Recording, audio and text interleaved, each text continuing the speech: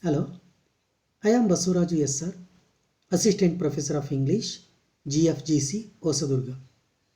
It is a video class for Final Year BA Optional English, 6th semester, session number 54. Topic is Test on the 5th unit, Reader Response Theory. Answer the following question in about 150 words each.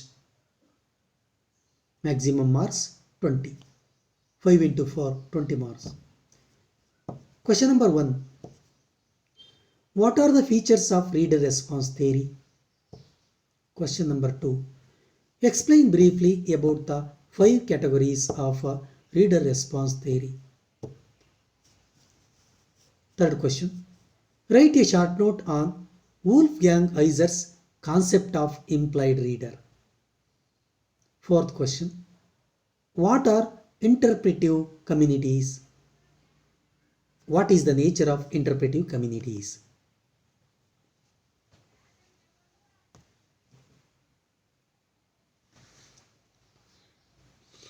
The students are asked to answer some questions set on the topics we discussed in the previous sessions.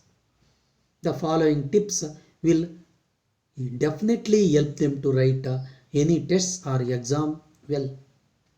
The students are requested to go through and make use of them in their exams. Focus on the question. What are the terms of the questions? Decide what the key words of the questions are and underline them. Ensure that you have defined them, at least in your mind. If you think they are problematic, define them at the beginning of your essay. Make sure your definition is sound. Don't try to stretch the meaning of the words too far. What has been asked? Answer the question asked, not the one you would have liked to be asked. Avoid being irrelevant matters. Be sure that you show explicitly how your ideas relate to the question. Close analysis. If you are asked to analyze an extract, read it thorough 2 or 3 times. On your second reading, begin to underline keywords and phrases. Make a plan of your answer. Ensure that you cover every point asked in the question. Then concentrate on the passage and avoid irrelevant material. Wake up the examiner. Be willing to think. Don't adopt the first possible approach. Try to range widely, but keep to the terms of the question. Be willing to dispute the terms of the questions. Create a strong opening and closing. The examiner is going to be marking many similar essays to send the examiner to sleep immediately. Just repeat the words of the question. This essay asked about, and I am going to write. Give a hackneyed dictionary definition of one or more of the terms in the question. Instead, try to wake the examiner up. Try starting with a short controversial statement, a relevant quotation, a striking piece of evidence.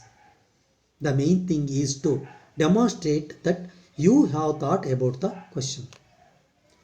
A strong ending is important in that it creates the final impression the examiner carries away from your answer. Save a bold statement until the end. or finish with a useful quotation. Illustrate amply with the relevant material. Don't try to get by on ignorance and waffle. The examiner will spot it. Use a good number of brief but relevant quotations derived from your thorough knowledge of the test. Think about your style. Develop a fluent style. Give some thought, however brief, to each sentence before you write. Does it say what you mean? Does it make the point? Be accurate. Anyone claiming to be a student of English is expected to have a good knowledge of the mechanics of the language. If you have problems with spelling, grammar, and punctuation, take action before the examination. You will be penalized for errors. Examiners award marks for quality of language. Try to leave time to read through your paper before handing it in. Be succinct. Say what you mean in the clearest and strongest manner. Leave yourself time to make new points. Avoid repeating ideas. Use an appropriate tone and vocabulary. Most of the exams that you will write require a formal register of language. Contractions such as don't, can't, used normally in spoken language but not used in written language. Also avoid slang and colloquial terms and languages. Make use of literary terminology, words like form, structure, style, image, symbol, where appropriate. Make good use of quotations. You need to know your test so well that all its ideas are in your head and relevant quotations come easily to mind. When you use quotations, remember to try to blend them seamlessly into your own sentence structure. When you are a when you are when you use a quotation, make it work for you.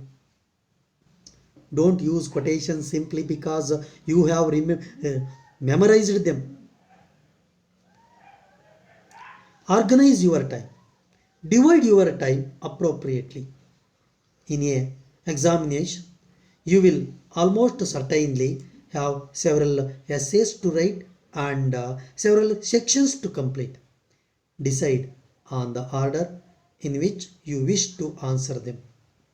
Don't make sure that you answer them all.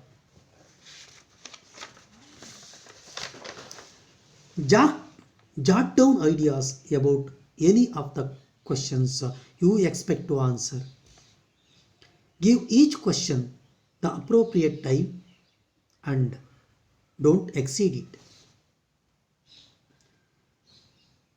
If you are allowed your test in the examination, don't waste the time in leafing through it in search of ideas.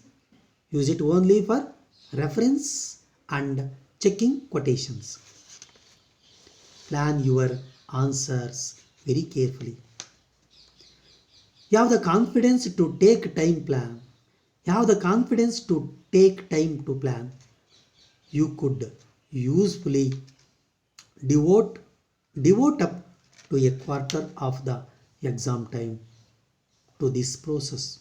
It is worth it because you will save time in the end. It is much more efficient than sitting and trying to think of the next point. You will have a sharper and more fluent and more authoritative answer in the exam. Thank you very much.